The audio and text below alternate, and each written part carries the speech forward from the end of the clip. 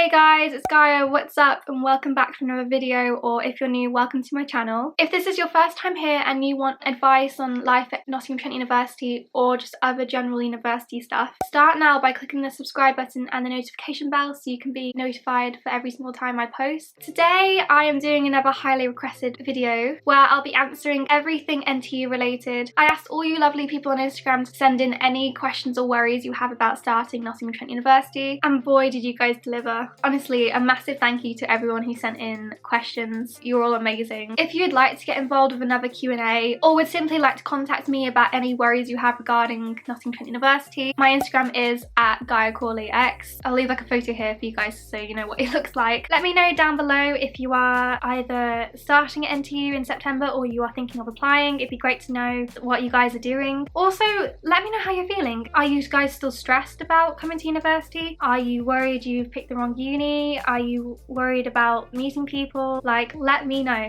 If you do find this video helpful, don't forget to give it a massive thumbs up and subscribe if you haven't already. But yeah, without further ado, let's get into this Q&A. So first off, is it hard to find your way around when you first get there? It depends what campus you're on, whether you're on city campus, Clifton campus or Brackenhurst, but I am based on the city campus, and I'd say like at first it does seem a bit daunting because there's like loads of buildings, but they are all quite close together. Like, I like the fact the city campus is quite compact. It does take a few days and maybe a few weeks to get your head around, but after a bit, like, it isn't that hard, and there's lots of signs everywhere, and especially in Freshers Week they definitely have a million signs up. I know when I had to do my psychology induction, they basically signposted where I needed to go, so there was like several posters dotted around near the building, and it said like psychology crim induction and then the time that my induction was, so I just followed them, and I'm pretty sure they actually did like a trail of balloons as well. Like, it was well cute. And my advice, if you are struggling to get your head around navigating the campus, I would like buddy up with other people who are on your course and like find others who are going to be in your like same induction so you guys can go together. Looking back, I really wish I'd kind of done that instead of like attempting to try and find a random building myself. Next question, how would you rate Nottingham and NTU out of 10?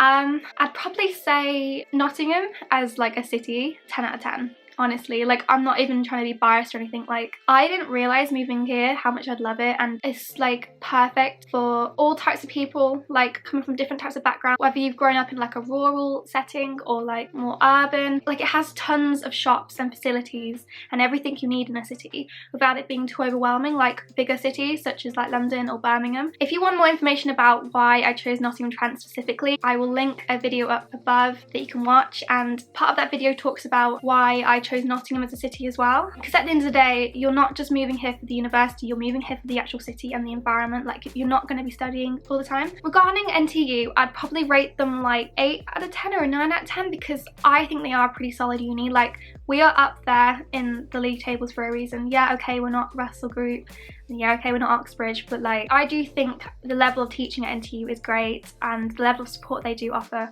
Unfortunately, like any other uni, it's not perfect. If you have watched my first year review, you'll know that I had a lot of things that just went wrong in first year, and NTU were there partially for me, but there were other times when I personally feel that they could have supported me better. If you'd like to watch the video, I'll link it up again. Next question is, what would you say is the best way to make friends and socialise?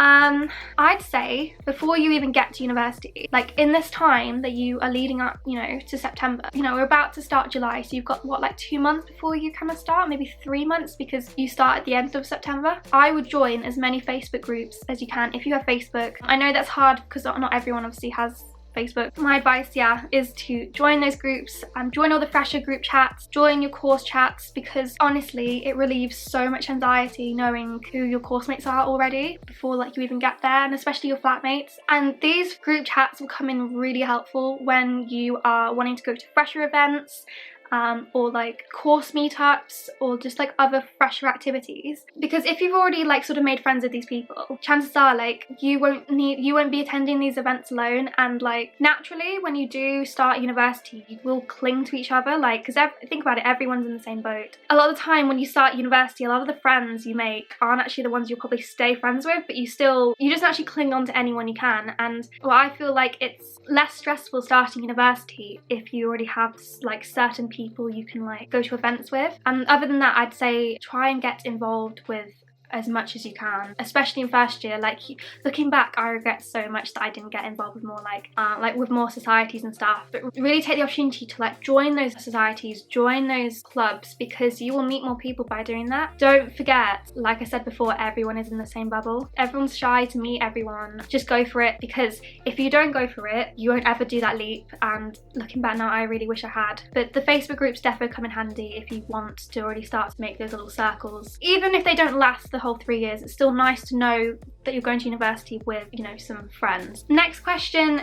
Do they teach you how to write the essays correctly and how to cite and reference? So if I haven't mentioned already, I do psychology of criminology, and it is quite a heavily essay-based course. You do have to do a lot of essays. The beauty of the way university is designed is that in first year, because it doesn't count, they use that time to teach you guys the skills, whether that's in your personal tutor groups or whether that's in just some of your like seminars. If any of you who are watching this are going to do psychology of criminology, it's the same for psychology as well. For most courses, I'm pretty sure, literally the first term, they spend like making sure you know how to reference, knowing how to cite, knowing like how to like display it like on the page, because trust me, it can get so complicated, especially in second year when you have to start referencing not just like journal articles, you have to reference like government policy papers, and like honestly some of the stuff I've had to reference recently has been ridiculous, and it can get really confusing at times, but NTU are there to help you. And if you are stuck and struggling, you can always turn to your personal tutor for extra guidance. They also do study support in the library, so if you are struggling with referencing or statistics or like any of that sort of thing, you can book appointments with library technicians and they will go through it with you one-to-one. They also do study support, I think, within certain departments. So I know for social sciences, because I'm dyslexic, I'm entitled to meet up with someone every so often, so I can like practice my like essay skills, and I'm pretty sure that's available for everyone regardless of whether you have like an access statement. Next question is ensuite or shared bathrooms better for first year? It depends what you're comfortable with, but personally for me, I think because in first year you aren't living with your friends, you're living with strangers, I just feel like it's better for privacy reasons if you have an ensuite. I know not every NTU accommodation has ensuites. I know Byron, Gill Street South, Gill Street North have ensuites, but places like Meridian Court don't, and they're more like communal shower rooms almost. And I know for some people like myself, that doesn't really blend with how I am as a person. I would rather just have my own space to be able to go and have a shower whenever I want to and not have to like walk down the corridor past my flatmates in a towel. Like, that's just, you know, my preference. But some people are different. If you are one of those people that do want to feel like you've got your own space, not just in your bedroom but also in a bathroom setting, I do suggest getting an ensuite. But it depends what accommodation you kind of obviously go for, because some of the ensuite accommodations are more expensive, so you are paying for that privacy. Next, how long are lectures? So for me, on a psychology course, my lectures, like I've mentioned it briefly in what studying at NTU is really like, my lectures are typically 1 to 2 hours long. My seminars are like an hour long. I do, for one of my modules, research methods, I do have a 3-hour lab every like week, and I'm guessing I'm probably going to have something similar to that in third year, and that can be a bit nasty, but they do give you breaks. You know, you do have a chance to go out and grab a coffee or like, you know, have a fag if you want to. Next question. Do you suggest buying books first or second hand? So again, it depends on your preference. I know some people like to have those kind of pristine new like books. I'm pretty sure I'm not the only one who loves that fresh new book smell that you get whenever you buy a new book, and I think it's just nice to know that it's yours. But at the same time, as I found, if you look at all those books behind me, they're all pretty much from first year, and if you were to flick through them, most of them aren't even highlighted. Like, I'm pretty sure that red one, the Handbook of Crime, behind my picture, I've not written or highlighted, or even, I don't think I've even opened it. So you've got the risk, because even though these are the books that they've suggested on the reading list, you might buy them at the start of the year, but then find later on that you found like a better resource, so you don't actually need to use that book that you spent 40 quid on. Some people like to buy books before they start university, but I would wait until you get there, find out the reading list, and then kind of weigh up the options. Also, secondhand books, even though they might have been written in before, they are cheaper, and like I said, you know, at least if you don't end up using the book, you haven't spent as much as, say, a brand new one from, you know, Waterstone. So yeah, it's really up to you guys, your preference on like what you want to risk. Looking back now, I kind of wish I hadn't bought all those books because a lot of my resources I found useful are online or in the library, but I'm probably thinking of like selling them. So if you guys are looking for brand new psychology books first year, hit me up. I will offer fair prices. Next question, since Nottingham is a small city, will this be a problem for mental health? I don't think, no, not necessarily. Nottingham, even though you can get from one side to the other, like the city, not the county, within like 20 minutes from just walking it, I don't think it's that like pokey and small. I don't think it's like personally restricted my mental health. Like I don't feel like I'm suffocated or trapped, so no. So someone else has said, I will be coming all the way from Kenya. I just want to know if Simpsons is an okay place. I'll be in block D. That's great to know that you're coming from Kenya. That's really exciting in a way. It's been mad to think that I've been able to reach like countries that I didn't think I could even reach with my videos. So thank you for watching. Regarding Simpsons, I've never lived in Simpsons. I lived in Gloucestershire South, so I don't know personally, but it's not one of the most popular ones, but from what I've been told, it is alright. I don't know whether block A is better than block D, because again, I've not lived in Simpsons, but I'd like to think from what my friends have told me and from the way NTU generally is, that Simpsons is a good, decently priced accommodation. Next question, hey Gaia, I want to know when will university start issuing CAS, as I'm coming September 2020. So I'm guessing, I had to do a bit of research on this question because I wasn't sure if this person meant UCAS, like as a, they did a typo, or they meant CAS, and I'm guessing the person who sent this in means CAS, which is to do with like visas and like immigration status. And since I don't like work at the uni and I'm only, I am a UK resident myself, I'm not international, I don't really think I'm the best person to answer that question. My advice is to you to contact NTU. Surely if you're starting in September this year, they should be offering it you soon. I know there might be some delays because of like the whole pandemic, because I know the university and a lot of other universities have been under a lot of pressure to like get exam results through and like filter through applicants. So hang in there. Contact NTU if you haven't and see if they can give you a bit more peace of mind. I'm sorry that I can't answer your question better than that. Next question, is it better to live in Clifton or city campus for nightlife? So I get asked this question a lot because a lot of my subscribers, their courses are based in Clifton campus, but they don't know whether it's worth it just to live in city because of the fact that you are surrounded by more. So I think, again, it depends what you prioritise more. Would you rather wake up and be able to get to your lecture within 2 minutes, or do you not mind getting a 30-minute bus? That means you're able to live in the city where you're surrounded by a lot more shops. It really depends what you guys like. One of my flatmates last year, I think she did like biology on Clifton campus, and she lived obviously in the city with me, and she didn't mind getting the bus. Like the bus is only like 20 to 30-minute drive. It's quite cheap. I'm pretty sure you can get a bus pass too. Obviously if you do live in the city, you are closer to the nightlife and you could probably walk home instead of having to get a taxi or the night bus home. It really depends what you don't mind giving up. Would you rather have a lion or would you rather have more access to shops? When do I start getting my timetable if I start this September? Obviously some things might be slightly delayed again because of the pandemic, but normally you get your timetable probably like the first week of September.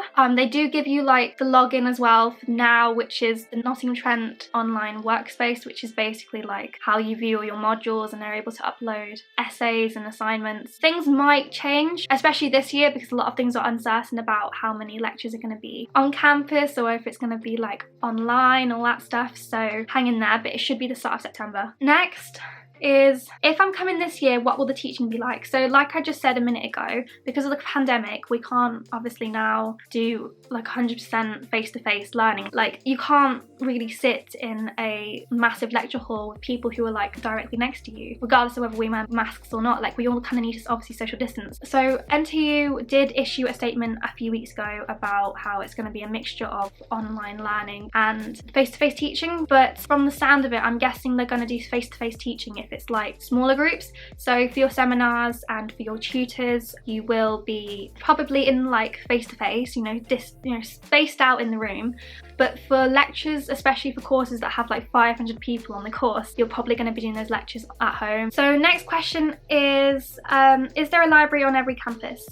Yes, there is. I'm sorry if I confused you guys in my what is it like studying at Nottingham Trent. I think I made it sound as though there's only one library on the city campus, but regardless of where you live, there is a library on every single campus. There is also a student union. There's also an NTU shop. So yeah, don't worry. Does everyone move in on the same day? So normally you're given like fresher starts on the Monday, but you're allowed to move in from like the previous Friday. So you're given like probably like 3 or 4 days to move in. But then again, you can literally move in with whenever you like from freshers week. Like literally from that Friday you can move in. I don't know this year whether it is a Friday or if it's Saturday, but normally you are allowed to move in a few days before fresher week starts, just so you can like settle in. Next question is, do you get a TV in halls?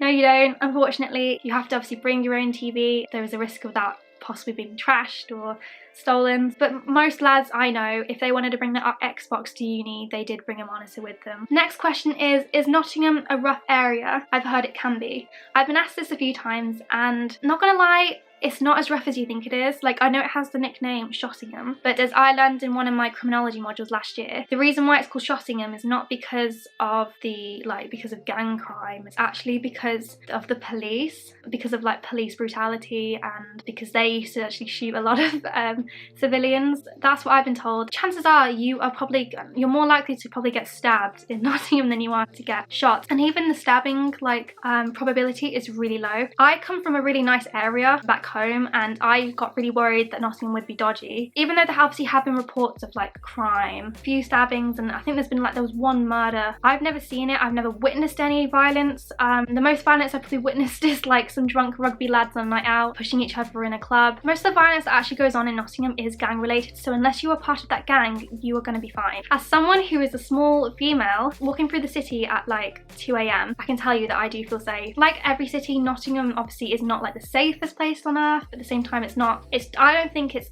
anywhere near like the myths that people say that Nottingham's a dodgy area. Every city has crime. Don't let that put you off. So next question is, how many students are there on your course / average number of students on most university courses? I don't really know like all the statistics when it comes to uni numbers, but on my course there's around 400 people, and that's for psychology criminology, which is a combined honours course. For the psychology single honours course, I think it's slightly bigger. I know for business courses and law courses are defo like there's a lot more people on those, whereas if you're going to get like a course like animation or game design, you're probably going to get like 20 to 50 people maybe, obviously smaller. Like I know my friend who does film, he has like 20 people in his group. It really depends on the course. Next question is there an opportunity to take placement? If so, will most universities organise this? Yes, there is an opportunity to take a placement. It depends whether you've applied for a sandwich year when you applied for UCAS, but if you haven't, don't worry. Like I didn't apply a sandwich course. A sandwich course is basically like you do the first 2 years at uni, and then you have a year out on placement, and then you come back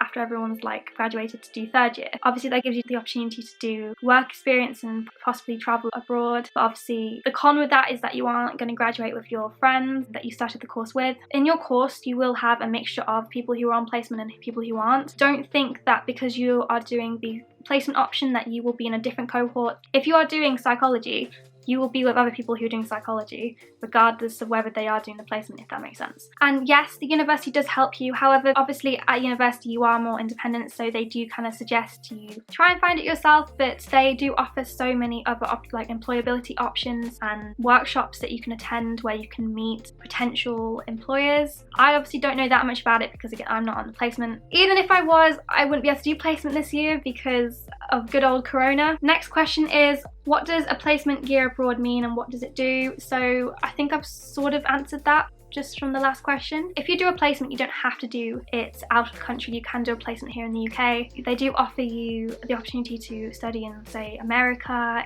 Depends on the course, but you either get the chance to do basically work experience, or you get the chance to study your course at another university, a foreign university. So I know a few people who are doing a placement on my course. Before the pandemic hit, they were meant to go to America to do a few psychology modules there. I think it sort of like helps boost your CV, so you don't have to do a placement if you don't want to. Like, I didn't do one. I didn't feel like the need to, but other people will recommend it. Next question is, what sort of student support provision is in place? Do the staff seem knowledgeable and accessible? Yes, we have an amazing student support service. Like, I cannot vouch enough for them. They really did help me. There are areas of it that is weaker than others. Like, if you watch my first year review, you'll know that I'm not the biggest fan of the warden service. They did me a bit dirty with my flat situation. Overall, they do offer so much different types of support. During first year, I found out I was dyslexic, and that was because of NTU. It gave me a free assessment and like a free report and write-up, and that really helps, especially if I want to get government funding for certain resources or just like adjustments for my learning. They also offer great emotional and mental health support. I went through an abusive relationship last year in first year. If it wasn't for NTU, I really don't know what I'd have done. Not only are they there for you if you need someone to chat to, but they also offer you extensions on work. So for me, I took a few extensions out just because of the sheer stress that I was under. Like, obviously I don't want to go into detail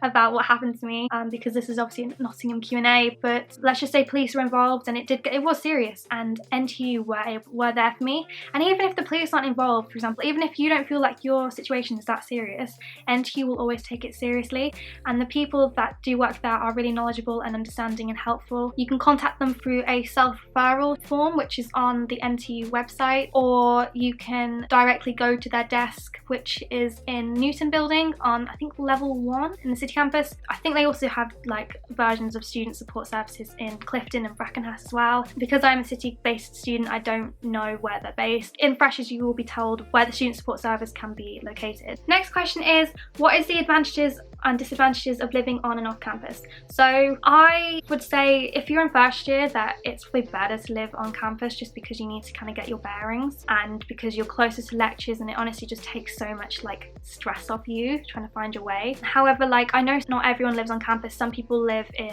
private landlord houses, especially in first year, because on-campus accommodations are quite popular and you have to be quite fast to snatch them. A disadvantage obviously of living on campus is that you are going to be around tons of other students, so it's going to be really noisy, and if that's not for you, then it might be better living in a studio flat or like a house slightly away from campus. Like for me, Gilshree South wasn't even one of the bigger accommodations, but let's just say I was kept up a lot because of the noise. So it really again depends what you don't mind sacrificing. Like, would you rather be really close to campus or have a quieter flat? Obviously in second and third year you don't have to live in halls. Most people don't live in halls in those years. They do live in houses, and I recommend you do that because it's a nice leap from halls to houses, and it kind of helps you start getting more independent and teaching you adult life skills. But for first year I would recommend living in halls. Like, even though I had a really bad experience last year with halls, I feel like I needed that. Like, how can you go to university and not live in halls? Like, I feel like it's one of those milestones that you sort of need to do, and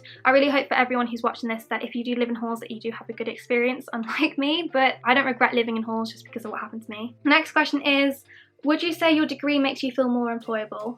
Yeah, defo. I feel like because I do a quite scientific, and because I do an accredited course, which basically means the BPS, the British Psychological Society, basically count it as a really quite respectable degree.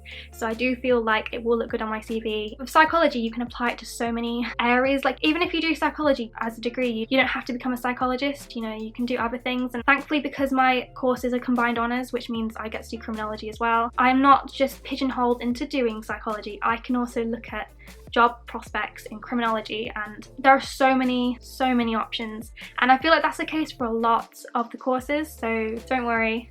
How can I use my time at uni to make myself more employable? So I would really take the opportunity to volunteer in as much as you can. NTU has this scheme called, I think it's like Here or something, where it's like this online portfolio where you can list all the things you've done at uni, like all the kind of volunteering and like employability stuff that you've taken part of. It works almost as like an online CV CV, and it's just great for employers. I kind of wished, again, I wish I'd done more in first year. As you guys will realise when you come to NTU, you will be bombarded with loads of emails. A lot of them are the employability staff, and don't ignore them. They are really important, especially in third year when you are looking at what you want to do once you graduate. Check out those emails, check out the workshops that they advertise, and do try to volunteer as much as you can and join societies. What are the prices of food and drink like at university?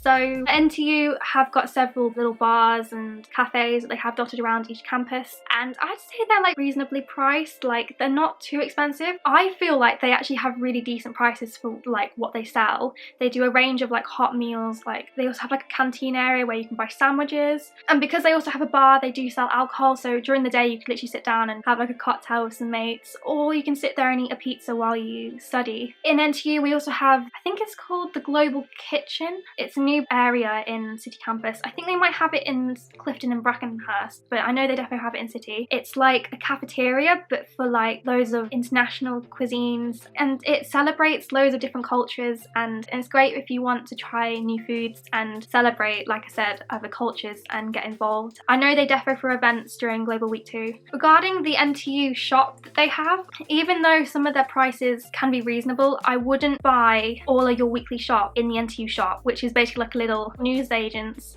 that they have on each campus. You'll get what I mean when you go in there. The NTU shop is great if you want like a small snack. Don't go in there, like I said, for your whole food shop. Like, I feel like some of the prices of the ready meals and pizzas and bigger like food items are a bit of a rip-off. How much time did you / the average student spend in lectures opposed to self-directed study? Because university is a lot more independent, you do spend 20% of your week in lectures and seminars, and you spend 70% independent study. I know that sounds amazing because that sounds like you've got loads of free time, but you do need to use that time for independent study, because it will get to the end of the year and you'll feel like you don't know your course if you don't just knuckle down. Do you have interviews for a course? For psychology, I didn't have an interview, but I don't know if that's the case of like other courses. You might do. I only needed to do my UCAS personal statement, my references, and my predicted grades. So I've been sent like several questions around this area. So I'll just kind of sum them all up into one topic, which is basically, do you recommend getting a part-time job when you're at uni? I do. A lot of people might think there's no point because you get a maintenance loan. Honestly, it's so helpful. If you want that extra cash, let me tell you, your student finance will go down. Even if you have the cheapest accommodation and you don't go out that much, it will go down. Just knowing that you have that extra like 100 quid in your pocket every week, because you don't even need to work that many hours. Like, I only work weekend shifts, and it's just nice to have that on top of other streams of income, such as the student finance, or if you get sent the bursary. And like I've mentioned in other videos, I think having a part-time job is really good because it does teach you to value and to look after your money and not to just spend it. Because you've worked for that money, you will be more mindful of not splashing it on random kebabs that you don't need or random bits of clothes. Most of my friends who are in their overdraft at uni don't have a part-time job. I only work weekend shifts and I've never touched my overdraft at all. I've not even gotten close, and that's not trying to like brag or anything, but that's just trying to show you guys, if you don't want to run out of money or feel like you can't, say, go on a night out because you are literally stretched thin for the next month until student finance comes in, I'd really recommend getting a part-time job. Next question is, how many sports / societies should you join to get a good work / life balance? Like I said before, I wish I'd joined a lot more societies in first year. So I'd suggest, because you've got a lot more time in first year, I'd join more societies in first year than, say, if you're in like third year.